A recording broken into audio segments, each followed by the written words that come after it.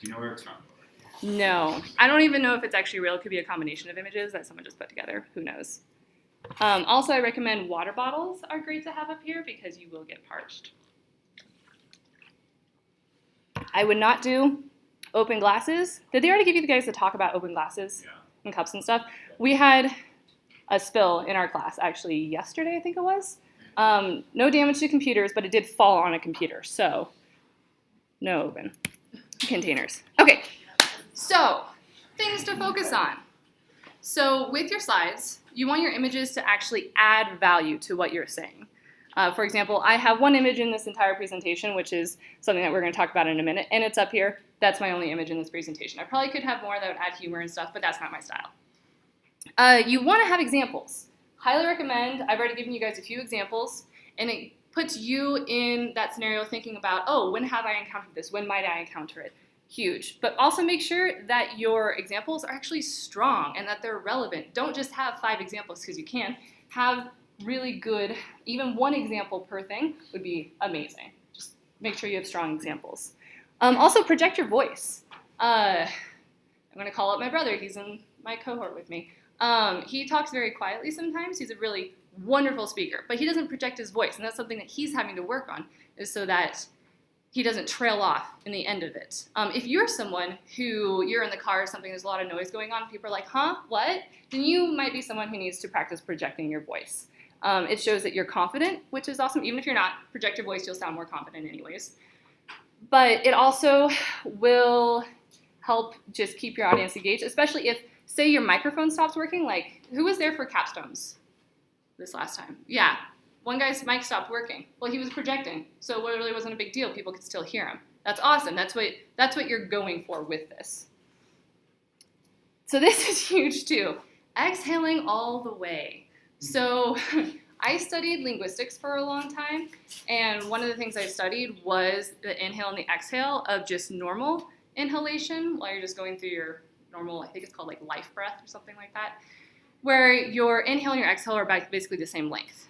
Well, when you're presenting, your inhale is really short and your exhale is really long. So when people don't know what to say, they actually start inhaling and they inhale more and they inhale more because they're not actually exhaling. They're nervous, and that actually makes them more nervous because now they can't breathe. We don't want them to pass out. It's this vicious cycle. So just exhale all the way. It's fine.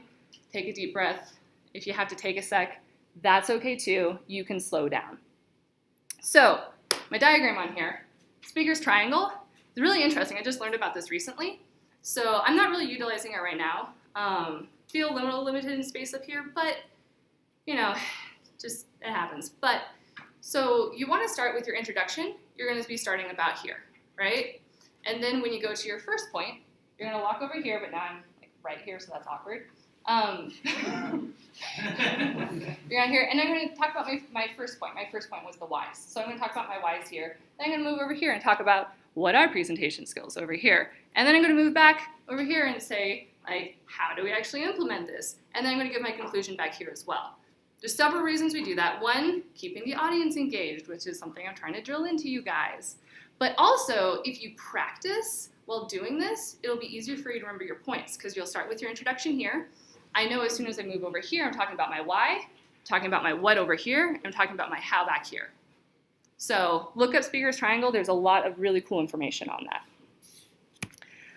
Things to avoid. Okay, my favorite, open-ended questions. So there's a time and place for open-ended questions. In a breakout situation, that would make sense. Get people's feedback on stuff or see where people are at. When you're giving presentations, though, like your lightning talks, they're not necessary. And the reason for that is if I say, hey, who here has ever done martial arts? People will raise their hands, and then I'll start pointing and be like, what have you done? You're like, oh, taekwondo. What have you done? Wrestling. What have you done? Well, you know, in middle school, I wrestled. And I was going to wrestle in high school, but I actually decided to do taekwondo. So now this audience member is taking 10, 20 seconds of my time, my presentation time, to talk about themselves, because I've now given them the power, I've given them the floor. So you want to avoid that if you can. So it's better to just have yes or no questions, raise your hand. Fillers. Who knows about fillers when presenting? Yeah. Public speaking back in high school. So if you're not aware that you're doing it, you probably won't realize you're doing it. If you guys have never heard it before, and I'm explaining to you what fillers are, you're going to notice it everywhere. So fillers are when you're talking and you say The reason why you're doing that is because you are trying to think about what you want to say next. And you think that you can't have any silence when you're talking. So instead of just slowing down, like I'm doing right now, and I'm thinking about what I want to say next, people will start throwing in uhs, ums, ers, and really you can just slow down. Just slow down your rate of speech and think about it. You can have a couple little pauses. That's totally fine.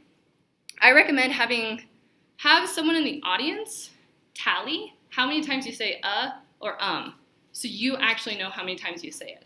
Also, do they record your guys' lightning talks? Yes. Perfect. Then you can also do that yourself and see when you're actually doing this. Something interesting for like linguistic nerds in here. Do I have any linguistic nerds in here? Yeah, a little bit. Okay, we can talk after class. I love it. So, like and you know are also fillers. But we usually only use this in informal speech when we're talking to another person. We'll use like and you know. I find that in formal settings like this, in presentations, people typically don't use like and you know as much. They'll use or, and then they'll also sometimes have their own little filler as well. Another thing to avoid is speaking too quickly. There are some people who can think and speak really, really quickly, and it's exhausting. It's really hard as an audience member, if you're someone who doesn't think or speak quickly, to keep up with them. So just calm down, slow down, and you probably won't use as many uhs or ums as well if you just slow down.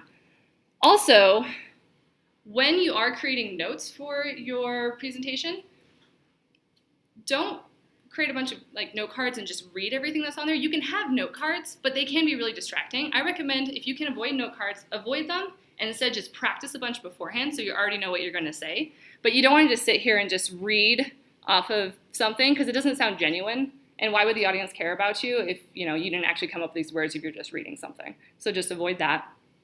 Also, avoid facing away from the audience. So we used to see this a lot in our lightning talks where someone would be presenting and they'd be pointing up here. And what I've done now is I'm speaking to this side of the room, but this side of the room, they're no longer engaged because I'm no longer facing them. So they no longer really care what's going on. So I recommend if you are going to refer to this, refer to both sides, back and forth a little bit. Also, don't hide behind the podium. We're seeing it right now a lot with Tech Talks, is a lot of people, because do you guys know about the technical lightning talks? So you have your initial lightning talks where it's just about something, whatever you want, and then the technical ones is like how to, and a lot of them are on the computer. And you want to make sure that while you're on the computer that you're still also engaging. Paul actually had this the other day where he was still engaging with the audience even though he was here. But a lot of people will just it's like they're hiding behind the podium or something and they're like scared. The podium's already tall enough. I'm pretty short. It's already blocks part of me sometimes. So I also recommend putting the podium to the side instead of right in front. That's what I always do. I prefer it. And then it opens up more people to be able to see what I'm even doing. Okay, so how are we going to do this? By practicing. Woo! Okay, so now this is the workshop portion of this. I'm going to give you guys 5 minutes, okay? You are going to come up with a 1 to 2 minute presentation on your favorite food, okay? What I want you to focus on is why should I care? Why should Liz, standing up here, why should she even care about your favorite food? So try to engage me into this, okay? Yes. How are you presenting this? Just up here.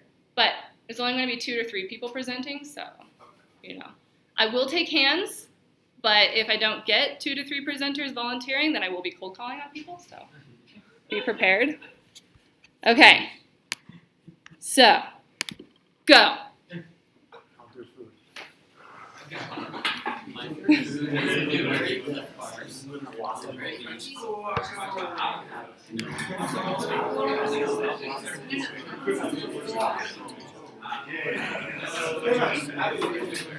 Or I don't like to call it.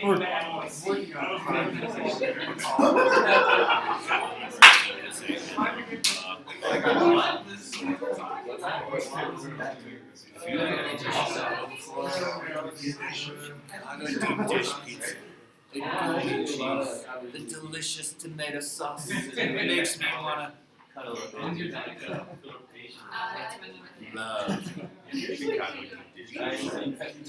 I'm not sure if I want to do it like how to Okay. No, or how to look like this. That'd be cool.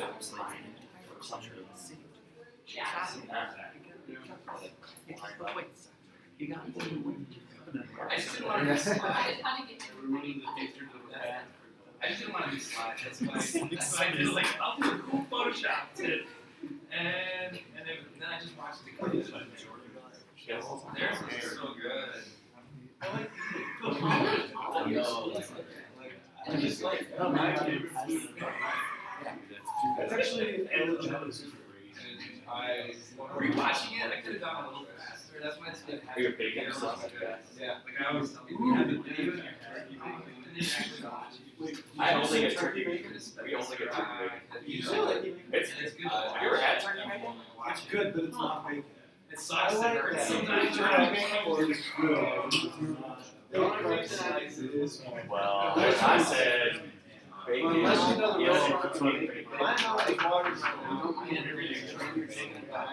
Everyone, real quick, I forgot to mention, you don't have to do slides for this, okay? Unless you want to, you can do slides for this for your little favorite food presentation, or you can just come up here and talk. So, okay, back to it. Is dessert a fruit? Is butter a color? Because it's delicious. No, but apparently ketchup. No, like this. I actually really like crab legs. Nutrition thing. I don't like sheep. Fruit. What did you say? Like, I don't know why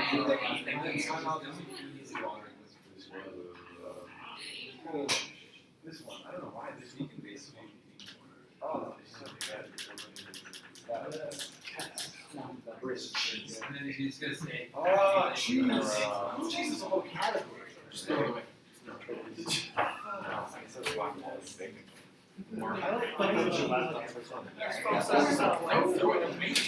yes. Holy hell. I just started putting feta on every salad. And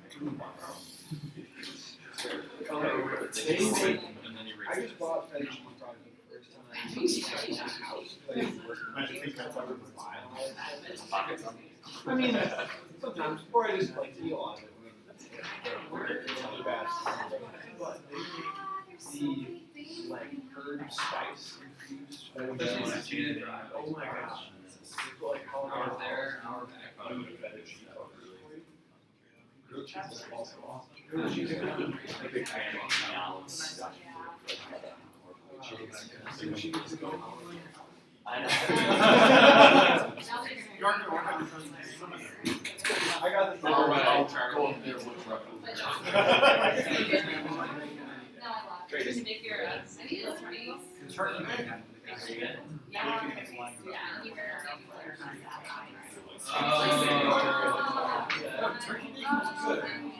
It's sort of like saying, yes, I have a certain it's almost as good as hot dog. twice a month. Just because I think it's healthier. That's no matter what.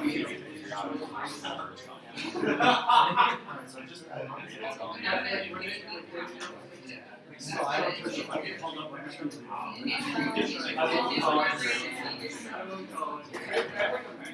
And you can watch it.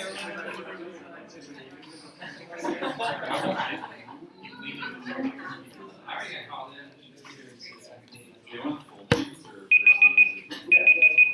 God, that's loud. Okay. Volunteers. Yes. Amber? Yeah. I know one person's name. Yay. Okay, come on up.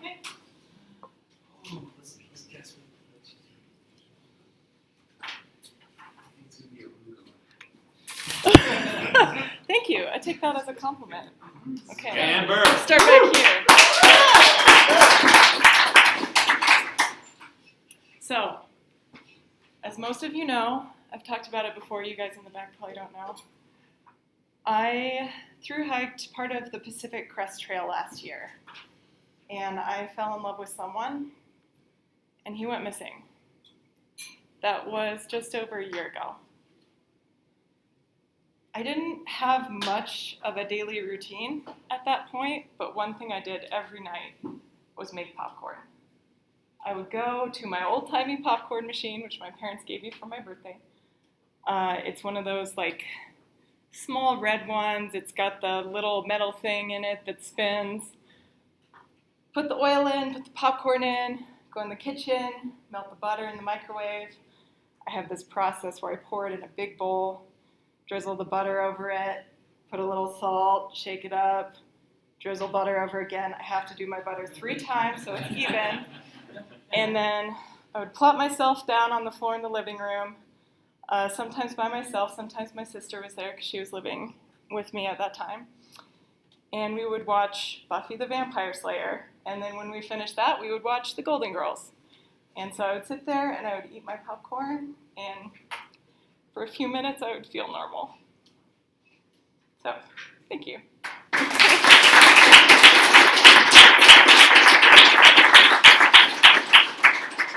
Awesome job. Who's next?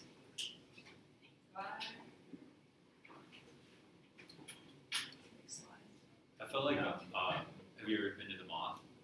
I like Moth. It was No. really well done. Yeah, because I was like about to cry the whole time. No, it's because it was a really good story, like, really well done. Moth's legit.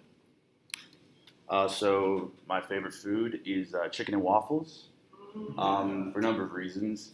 Number one is it's generally a brunch food, which is a very important meal. It's usually coming traditionally after what could potentially be a very long night, and you're really hungry. And so that's a risky order. If you order pancakes, they're potentially soggy. It also solves an important brunch theory problem in the sweet versus savory debate. Now you can order some sides, some pancakes. Again, it's a risky move.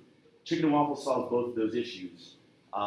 They're generally only on the menu in very upscale brunch places, which means you can't really get a poor order of them, or if you do, it's pretty rare.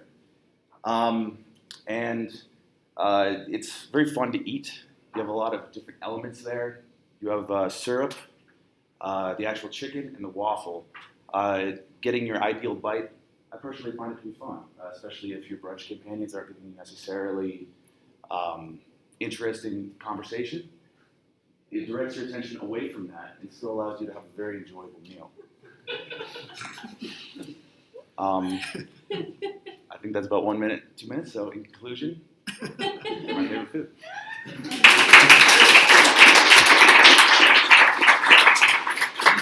call it brunchies? I do not. Okay. Good. Can I get one more? Wow, good Yeah, no.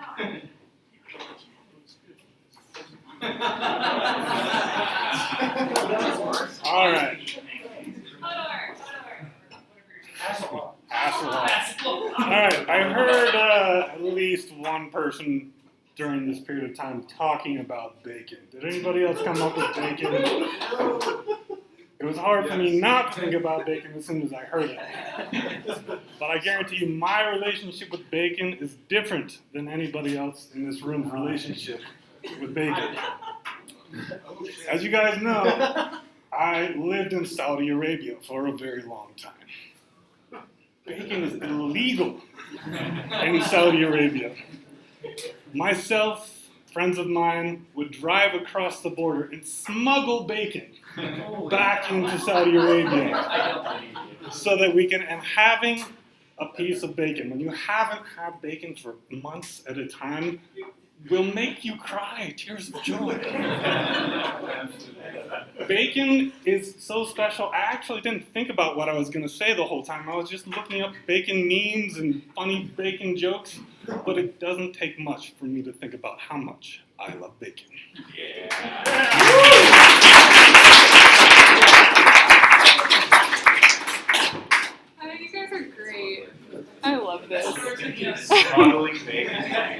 Juggling bacon. Woo! What happens when someone smells